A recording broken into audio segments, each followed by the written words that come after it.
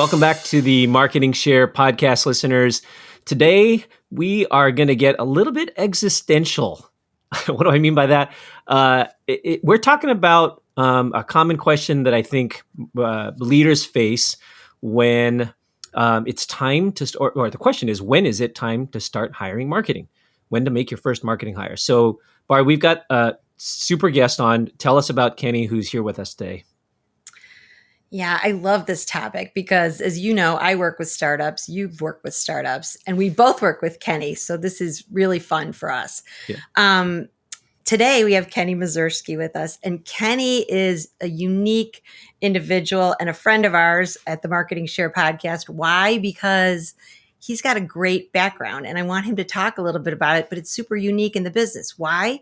Because he has an agency called Down to Earth Marketing, which helps with any kind of acquisition and startup marketing that you might need. But he's also been a startup founder and had a successful exit. So I love that. It's a unique perspective. And welcome, Kenny. Thanks for having me. Good to see you both. So walk us through a little bit how you started with this journey and how you got to where you are. Sure. So let's see. The journey starts in the golden age of the internet in the late 90s. I was working for rollingstone.com at the time. MP3, which is the original compressed digital music file, was the number one search for term on the internet.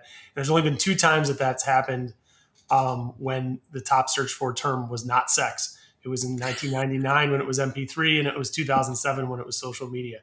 So we were in the heyday of compressed digital music files. We were really one of the only brand names in music, and we were doing a lot of cool things that eventually became. We were doing streaming music services that before there was something called iTunes or Spotify or anything like that. We were doing places, indie uploads for bands before there was MySpace. I mean, we were just kind of ahead of our time. Anyway, I kind of cut my teeth there, learned a lot, went and did something similar in the sports world, and then started running e-commerce sites for myself.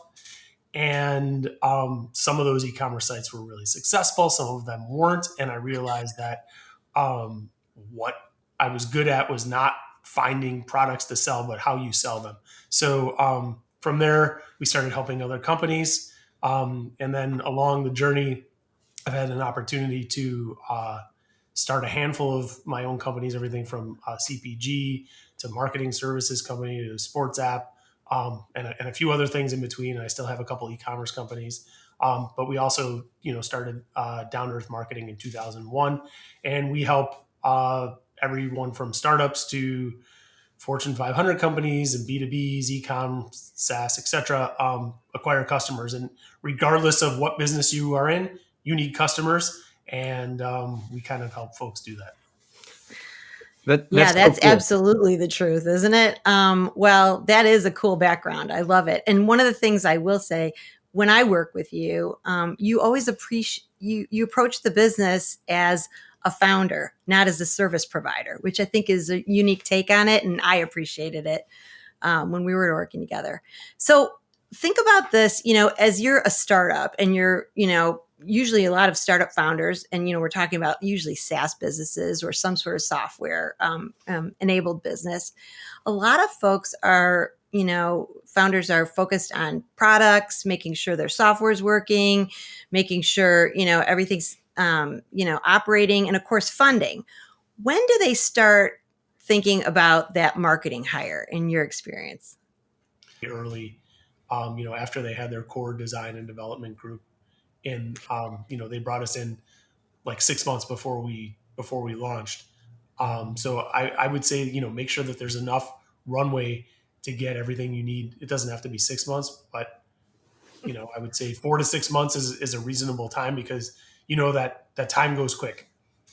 Yeah.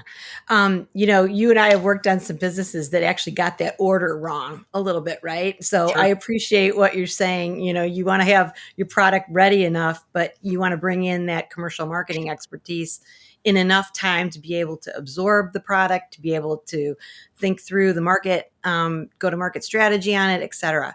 So and this has actually been another segment that we've done too on, quiet hiring and fractional hires and that kind of thing. Now, you've actually served as a fractional hire for some of these startup companies. How does that work? And I guess they're bringing you in to give that kind of expertise right at the get-go, right? Sure. And I mean, I think that when we were talking about just the kind of like the premise for this one, I think you asked a good question. What is the skill set of that person?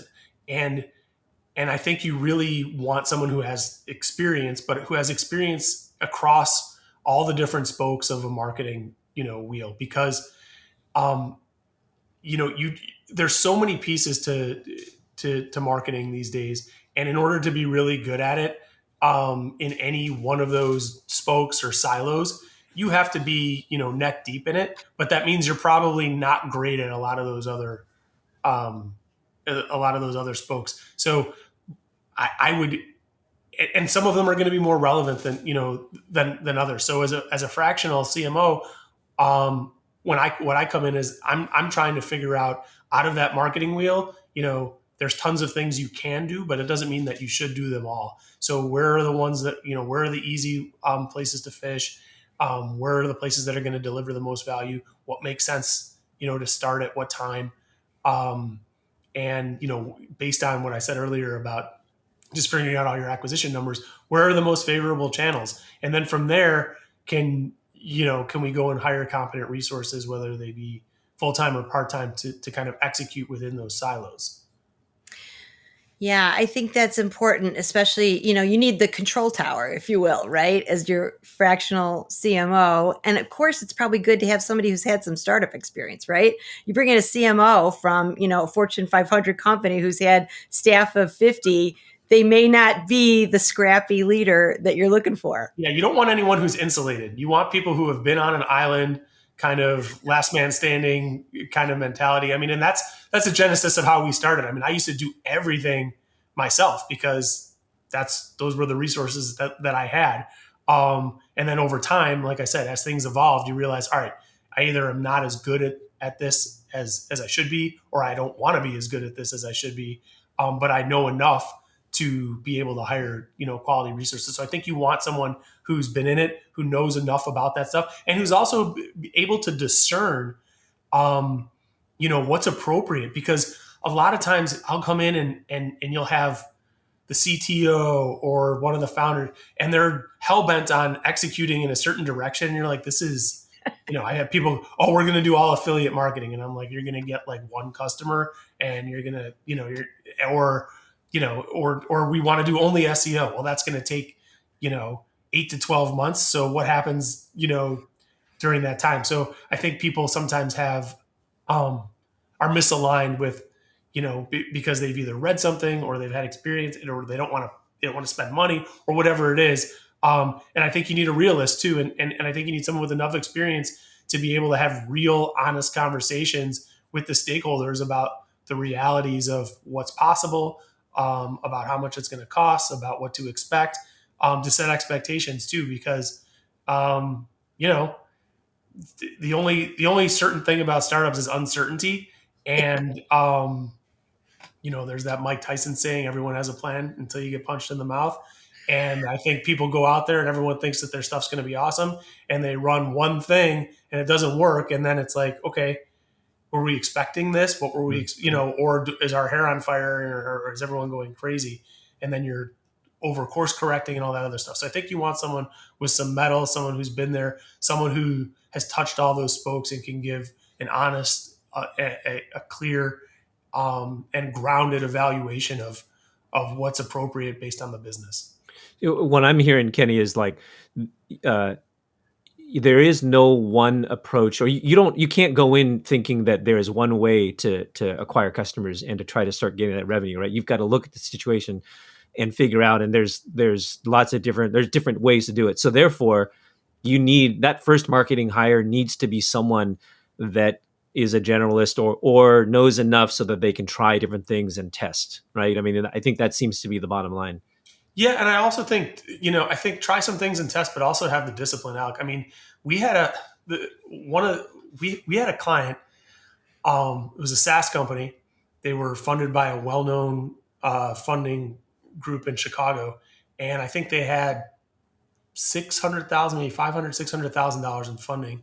And Hmm. the CEO, or not the CEO, the partner of the founding company said, "We want you to spend $50,000 a month to test this out." And this was my first conversation with the CEO. And I said, "Listen, if you spend $50,000 a month to test this out, you're going to be out of business in 5 or 6 months." They ended up becoming a hugely successful company. And I was talking to the the partner at the funding arm like 10 years later, and we never spoke. And I said, "Hey, he was trying to hire me for something." And I said, "Do you remember that you told this company to spend $50,000 a month?" And I pushed back. He was like, "That was you?" He was like, we didn't know what you were, we didn't know what we were talking about back then, you know?" But I mean, so that was, and this was before I was hired, but I said, "Listen, I'm not going to take this project with that direction, because you're not going to succeed. So you need Yeah. someone who has enough experience and enough confidence to say what's what." Yeah. I love that. And actually, you stopped me from stepping into a couple too, right? So I think that that's a really good perspective to have in that space for especially that new founder. Question for you: when you're starting out with this, so say you've been hired as this fractional lead, or say you're the first hire and you're control towering and figuring out what those next steps. What's kind of the first order of business? Is it making sure the site's operational? Is it making sure you've hired someone else, or what is the kind of first forensics that you do on some of these businesses? Well, I want to know what the product is. Yeah. Right. And I need to know, what problem is the product's, solving. I mean, this is just like business 101, right? Yeah. And Right. who we selling this to? What's the target? Why is it special? This to me, everything always distills down into a landing page, right? Yeah. And like Barb, you've heard me say this. You've heard me say this. I'm not that smart. I'm 100% hustle and common sense. And ultimately, as the person who's most likely going to have to go execute this, I need to. I think about. I always come in as a lowest common denominator. I have no reason to be here.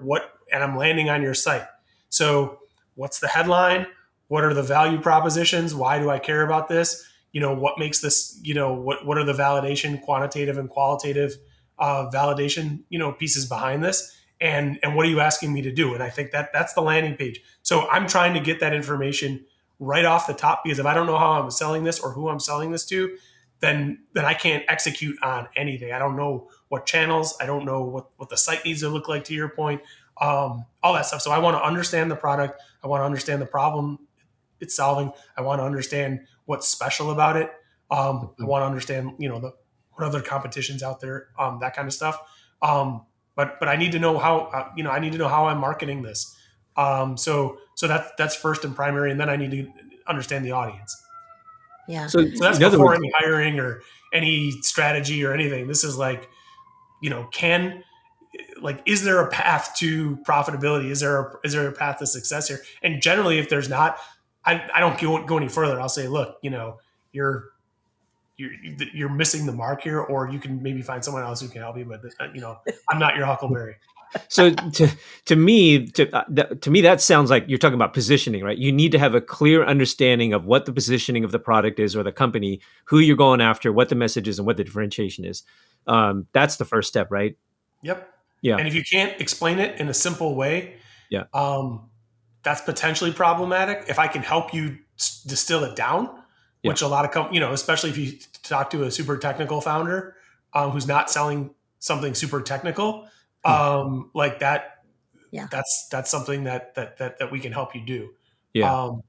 But yeah, you need to be able to sell it to it in the easiest possible way. It's like, if you can't explain this product, even if it's not the target market, if you can't easily explain it to your mom or your grandma, then there's a problem. Yeah. And part of it's the marketer's job to kind of distill down the most important things to make it explainable to the lowest common denominator. Yeah. So I like this pivot too, because now we've gotten into now not whether or when is the right time to make the hire, right? The marketing hire, but now you're a marketing. You've been hired to lead marketing. What is your first order of business, right? Because I think sometimes, and right, look, a lot of times the startups don't have a lot of people in marketing. They may only just have one person. So if you're that one person, what is it that you're focusing on? And I like where you went with that, which is, don't start thinking about all the tactical executional stuff first. You've got to have your positioning down first, because that informs everything else. That's a premise I've always believed in, and so I think that's what I'm hearing you talk about too. I like that. Okay, so let's say you've got that nailed, because that is the first hump for sure. And let's face it, you're right. Some of the founders will come in and go, "I just want to do a video," and that's a tactic, right? It's not how we communicate, what we're communicating, your elevator speech, the whole entire thing. So now you've gotten past that hump. And now we're into a stage where you're going to have to scale a little bit, right? It's that first year of scaling. So is this the right time, once you've gotten a little traction, is that the right time to either hire an agency, or what's your next couple hires typically look like? Are they content, or, Right. So I mean, if I can just back you up on the timeline for a second, I think yeah, the first piece is that you want to, do all that stuff about defining product, market, all that stuff. The second yeah, piece is I want to know how I'm going to reach my audience. yeah, And so, I'm going to look at the first thing I always look at is search volume.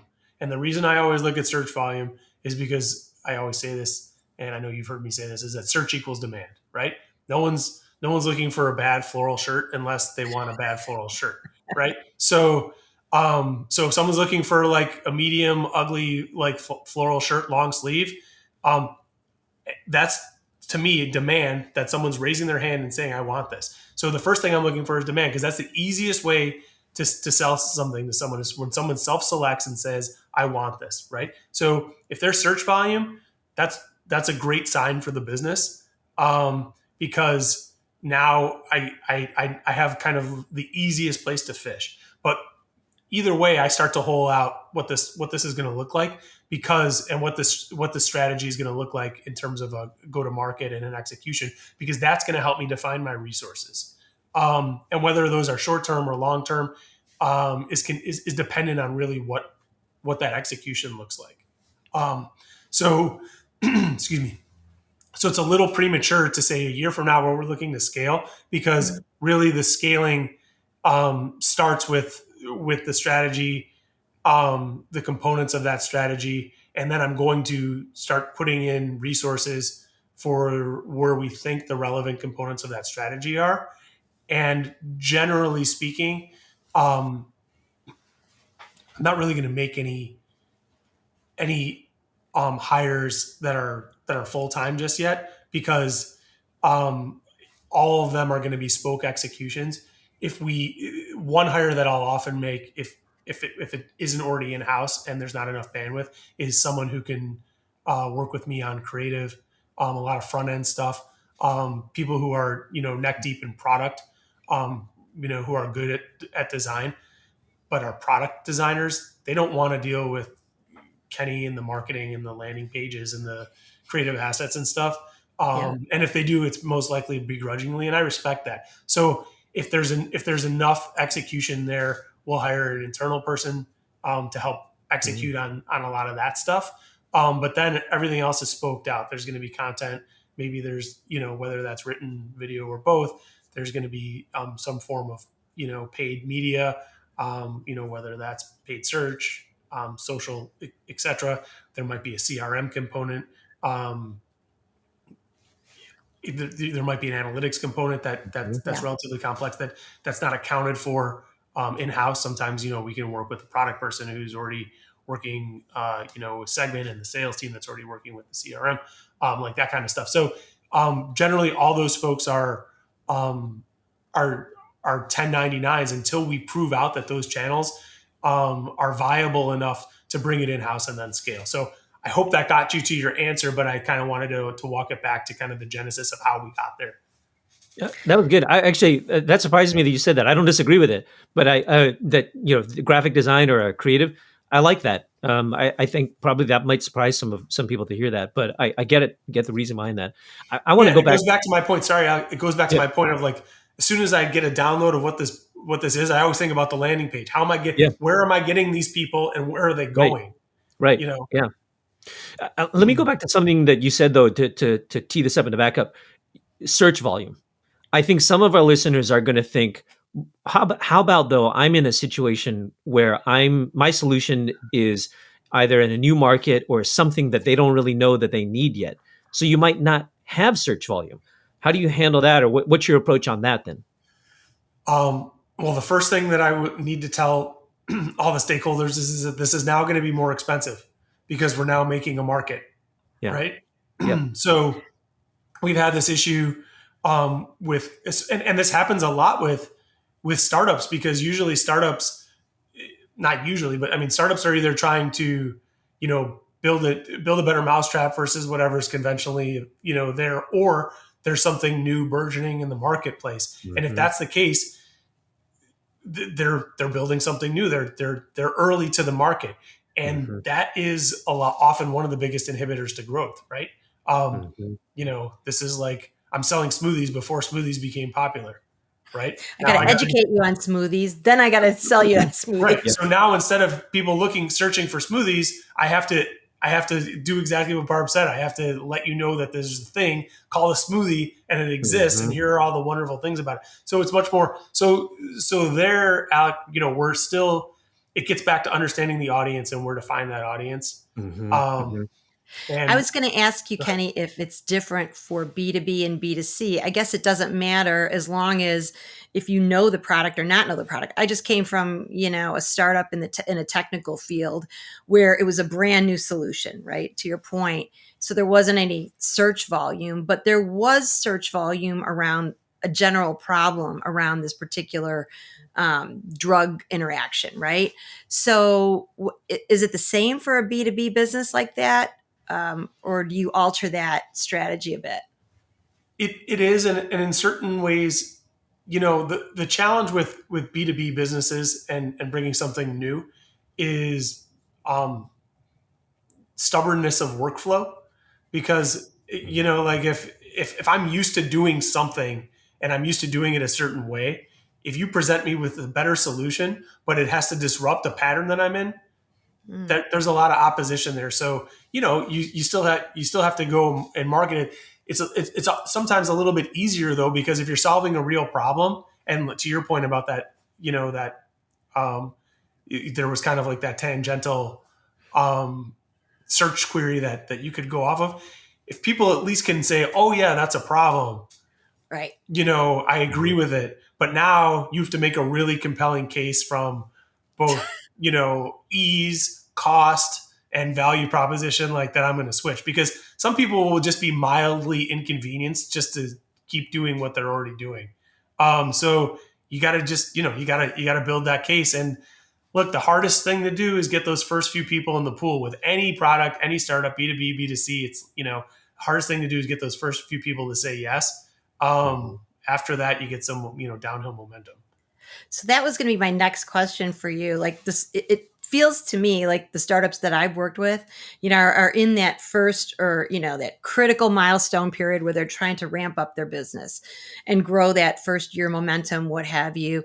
What are some of the benchmarks that you've seen or that you look for success in that? I know you're going to start with, it's all different for all different categories, No, I'm, but I'm, I'm I'm not going to actually start with that. I'm going to start with the hardest thing to do is to sell something to one person that you don't know. So that is like my absolute, you know, my son has a sports card business, and he made his first sale like 6 months ago, and I was like, that's the hardest thing to do. It's go find someone that you don't know, that you've never interacted with, get them to come to a certain place and give you money or agree to do something. So that's the first piece. So can we get one person, to buy it? If I backtrack, can I get one person to the site? Sure. That's kind of expected. But I think we're also looking at, we're looking at what do the goals look like? What is the product, the product map? Because not everyone rolls out everything at once. and whether there's a trial, whether it's free trial or a paid trial.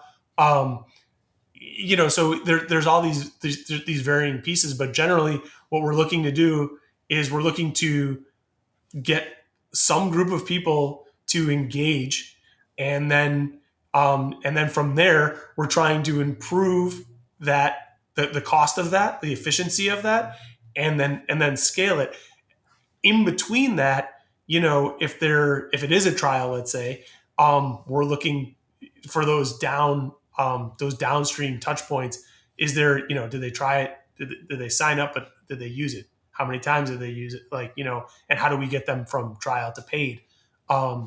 Ultimately, but whatever it is, that first month, we're going to look at those numbers. We're going to look at that traffic. We're going to look at that cost per acquisition. We're going to look at that conversion rate, and we're going to just start working those numbers down, or the conversion rate up. But yeah, we're trying to work those. We're trying to optimize. We're trying to improve all that stuff. And generally, with that, we're going to achieve more efficiency, and scale at the same time.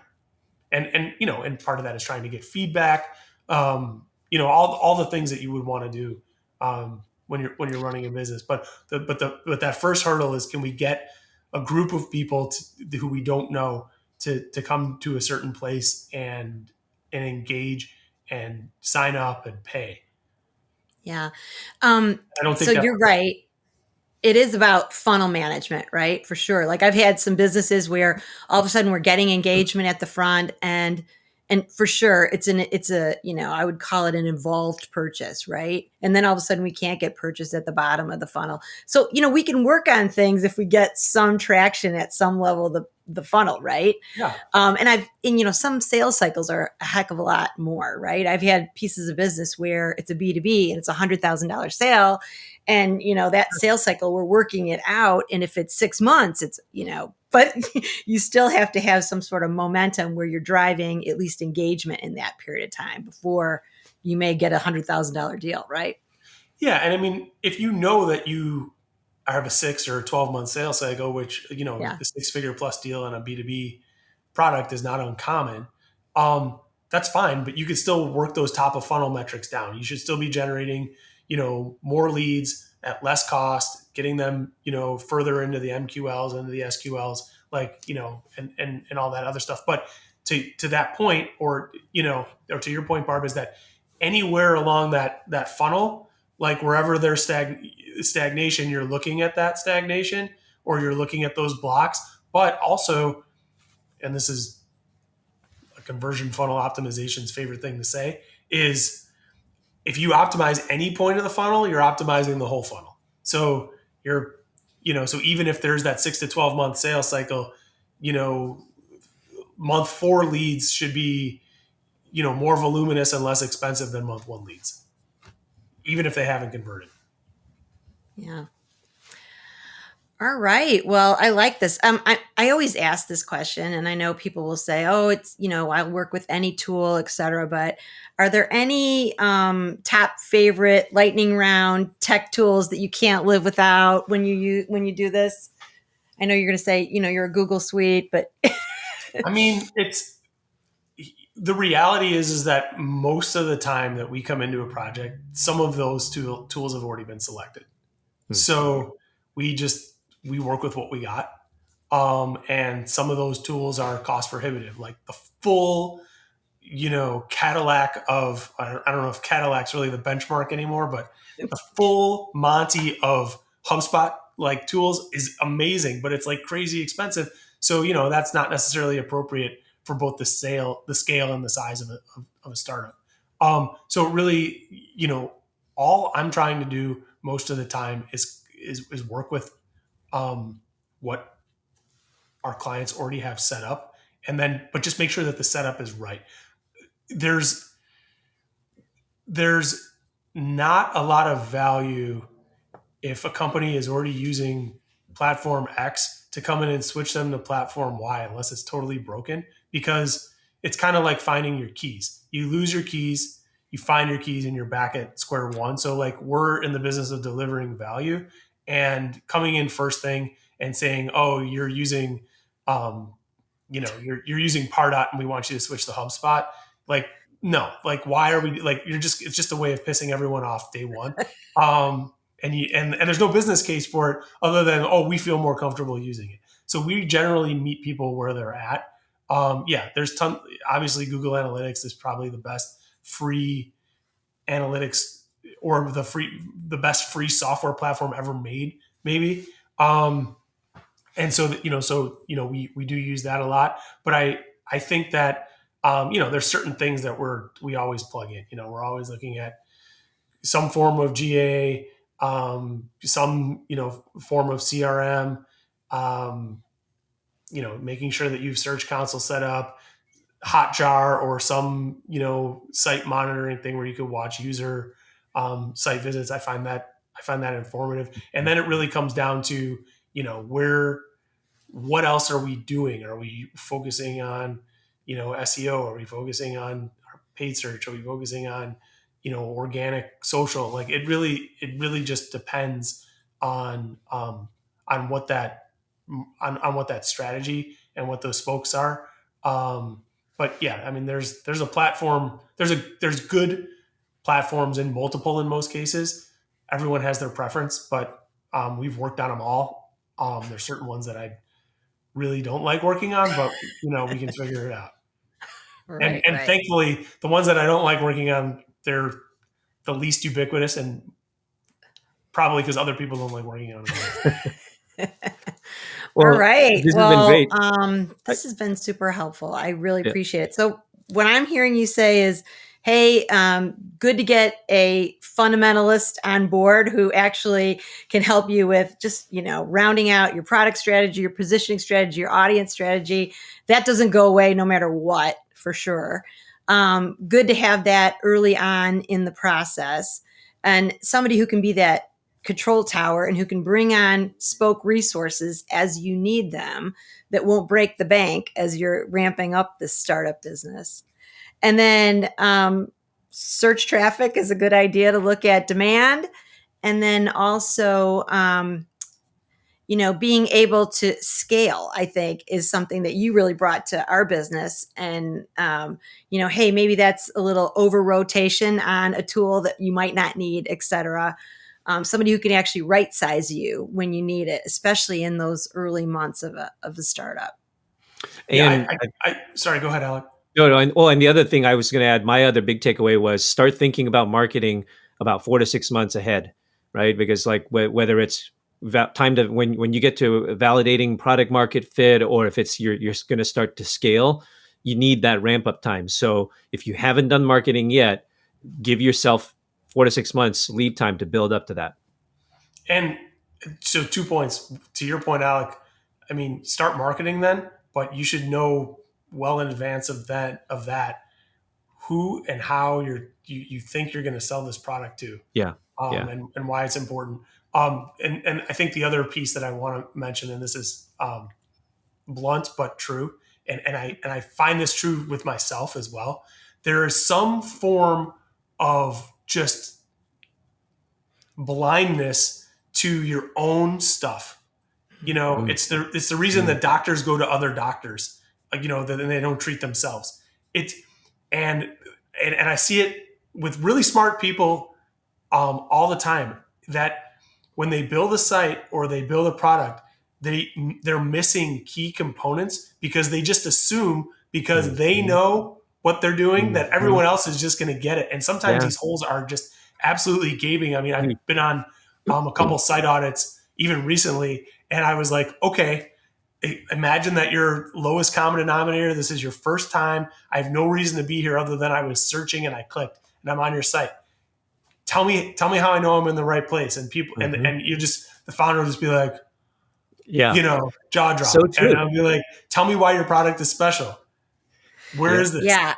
You just told me that you've won 3 awards and that you have over 3,000 clients and over 25,000 hours of use or whatever. How come that isn't on here? You know what I mean? So people just assume that because they know that they're good, or they think that everyone look, and maybe they're being humble, but it's so part of the job of the marketer is to illuminate that and remind people that this is the most important thing to you, but the majority of people coming to your site don't care. And it's your job to make them care. Yeah, I think that's that is a huge takeaway, right? You need a trusted resource that's going to tell it like it is, right? Sometimes you're not seeing it yourself. You need that outside pair of eyes to help you really see it. Yep. Yeah. All right. Well, thanks, Kenny, for being with us today. This was super helpful. Yeah. Great advice. Great counsel. Appreciate it so much.